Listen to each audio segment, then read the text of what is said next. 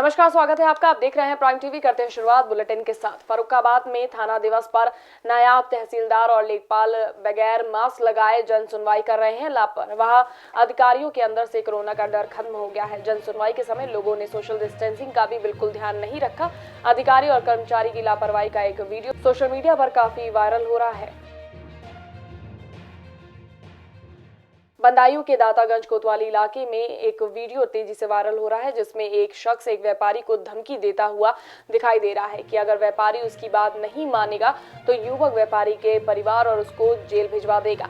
बता दें कि 2 साल पहले युवक से व्यापारी ने 12 लाख के नकली नोट लिए थे और वो इस मामले में झारखंड में पकड़ा भी गया था, लेकिन आरोपी ने पुलिस की पूछताछ में व्यापारी का नाम नहीं बताया। वहीं अब इस मामले में पुलिस आरोपी के पीछे लगी है और नकली नोट के कारोबार में लगे लोगों के नाम पूछ रही है।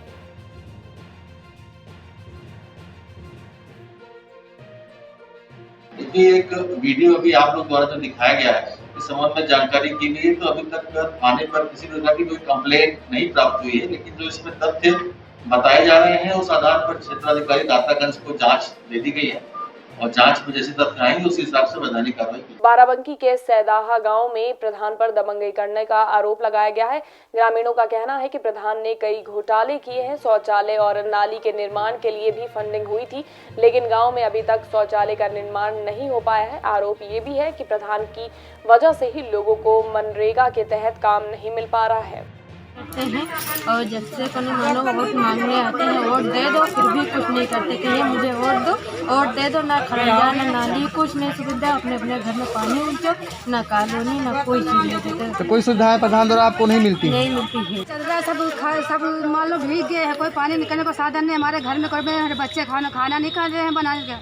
कहीं ठाउन के कहीं बना के खवा देना है। इतना पानी भरा प्रधान के लगेगा कि हम कहें मैं क्या करूँ, मेरा कोई सुविधा नहीं है। जब प्रधान के पास आप गए हम खुद गए, कोई हमारा लड़का को हम गए लेके गए, मगर प्रधान हमारी नहीं सुनी। 14 महीना पहले काम शुरू हुआ। इतनी ही 40 मीटर नेह पड़ने के बाद में प्रधान जी ने खुदवा कर ये खड़ंजा डलवा दिया। जो खड़ंजा जाने आने की रास्ता थी वो भी बंद हो गई। सारे गांव का आदमी खेत के लिए जाने से तरस रहा है। और नहर की पुलिया भी तोड़वा दी, जो नहर के उस पार नहीं जा सकता। और आज तक प्रधान जो भी जाता है, प्रधान जी वो खड़ंजा इंटरलॉकिंग लगवा दे। हाँ, हो जाएगा हो जाएगा। ऐसा है भाई साहब कि 7 मई को हमारे लड़के का एक्सीडेंट हुआ और तीसरे लॉकडाउन चल रहा था। लाश आने में दिक्कत, तो फिर लाश बदलू कर गई। लोग कुछ इतराज चलने गांव के कि यहाँ लाश न बनती जाए, तो प्रधान को बुलवागा, प्रधान नहीं आए। दूसरे दिन आए, उन्होंने कहा कि भाई दूसरी जगह अकील हो गया, दूसरी जगह मट्टी देना। जब समस्या आएगी तो ये लड़की मरी, तो उसके बाद में कहें लोग गए तो कहें कि अब ये नहीं हो पाएगा, वो उसमें उस दूसरे का कब्जा है, फिर देखा जाएगा। अभी तक इसी में टाल रहे हैं। चकबंदी में बोल रहे थे कि वहाँ दिया है, तुमको वहाँ दिया, आज तक नहीं दिया। गोंडा में अपराधियों पर नकेल कसने के लिए पुलिस अधीक्षक की ओर से अनूठी पहल देखने को मिली। नवनियुक्त एसपी ने अपनी टीम के साथ सड़कों पर उतरे और उन्होंने सर्राफा दुकानों पर लगे सीसीटीवी कैमरे को चेक किया। इसके बाद एसपी ने प्रेस कॉन्फ्रेंस करते हुए कहा कि बेहतर व्यवहार, जन समस्याओं का निस्तारण और अपराध पर नियंत्रण करना उनका मुख्य लक्ष्य है।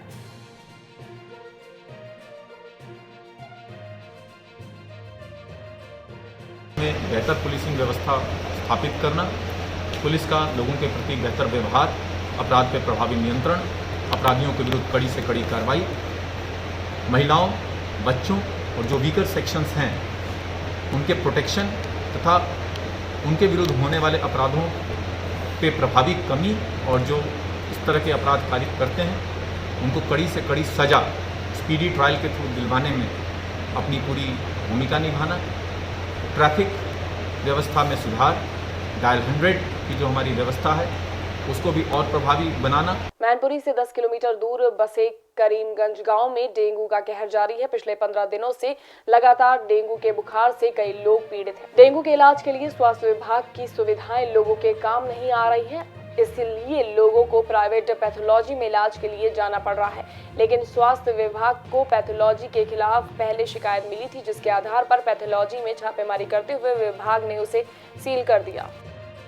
करीमगंज में जो एक फर्जी तौर से डेंगू के आउटब्रेक के बारे में कहा जा रहा है, तो ऐसे लोग वहाँ से जो है कुछ यहाँ पे नेक्सस बना हुआ है जो यहाँ पे मरीज को लेके आते हैं, उनकी डेंगू की फर्जी रिपोर्ट बनवाई जाती है और यहाँ पे इनके यहाँ 12 लोग जो है इलाज करा रहे थे, जिसमें से 10 लोग जो है करीमगंज के ही थे और उनको ड्रिप लगा रहे थे, जबकि ये जो है कोई एलोपैथिक अस्पताल नहीं है। प्रतापगढ़ के लालगंज में बिजली कटौती को लेकर जिला पंचायत सदस्य ने अपने युवा साथियों के साथ मिलकर नारेबाजी की। जिला पंचायत सदस्य ने एसडीओ को ज्ञापन देते हुए बिजली की समस्या को जल्द से जल्द खत्म करने के लिए कहा है। साथ ही उन्होंने ये भी कहा है कि अगर उनकी समस्या का निस्तारण नहीं हुआ तो वो धरना प्रदर्शन करेंगे। बिल्कुल सही है, बिजली अगर नहीं तो फिर नहीं, सही बात है, लेकिन ये है कि बिजली लोग को जो प्रॉब्लम है इसको सोल्व किया जाएगा, समझे ना। इनकी जो मांग है उनको आगे बढ़ा दिया जाएगा हमारे सर लोग के पास, अधिकारी लोग जितने हैं, और इनकी बातें सुनी जाएगी, समझ गए ना। और जो मेन सप्लाई आएगी हमारे यहाँ से, अगर कोई फॉल्ट होगी सप्लाई आने के बाद मेन, तो हम उसको तुरंत निस्तारण करेंगे। जितना भी फॉल्ट होगा हम उसको तुरंत क्लियर करेंगे। और सबके पास किसी से भी पूछ सकते हैं, कोई फॉल्ट है उसको कंप्लेन कर सकते हैं, नंबर भी दिया हुआ है, टोल फ्री नंबर भी आप लोग के पास, ठीक है ना। बदायूं के बिसौली में विवेक हत्याकांड के आरोपियों को 1 साल पहले ही जेल भेज दिया जा चुका है। 1 साल बाद जिला प्रशासन ने आरोपियों के खिलाफ फिर से कार्रवाई की है। प्रशासन ने कार्रवाई करते हुए आरोपियों के मकान को सील कर दिया है। अमरोहा के हसनपुर क्षेत्र में एक युवक का शव आम के बाग से बरामद हुआ।